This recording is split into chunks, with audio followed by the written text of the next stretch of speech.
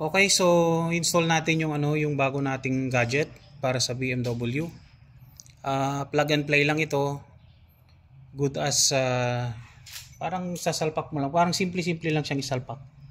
So make sure na nasa open siya. Then yung may slot siya rito, tatama mo lang dito and then mag-click na siya. Yan. Ayan, okay na. Then para mag-lock, i-push mo yung yung kwan dito, yung lever dito sa likod. Then lock. Okay?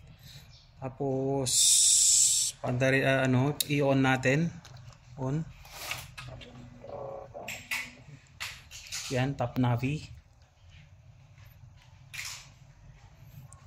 Okay, so ito yung niya. Okay, so ito yung sa BMW menu niya. Ito yung main menu ng device. Okay. So pwede to maganda to sa mga R1200 GS na walang TPMS. So pwede mo siyang pairan ng ng TPMS. Yung speed unit pwede sa miles, pwede sa kilometer. Yan, GPS info, ganyan. Language, English,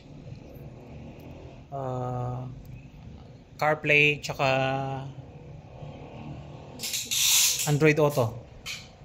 Okay? Super siya, super bright niya.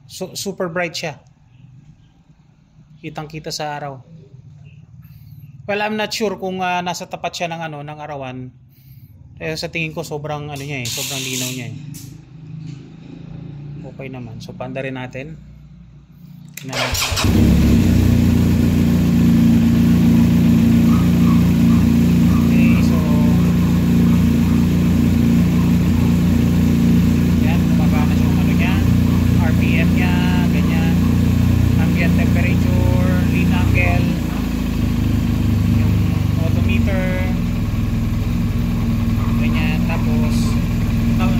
Pwede mo siyang i-navigate sa water wheel. Pakita mo to. Ito. Yan. Mas pakita mo yung yan. Yan. So. Okay. Kailangan mo muna pala siyang i-ano rito sa TFT. So, long press. Yan. Pag nasa na siya, mananavigate mo na siya rito. Yun. So, pwede mo siyang i-control dito. Okay. Then, yan.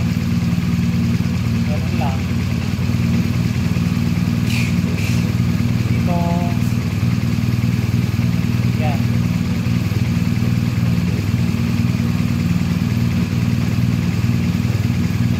Okay.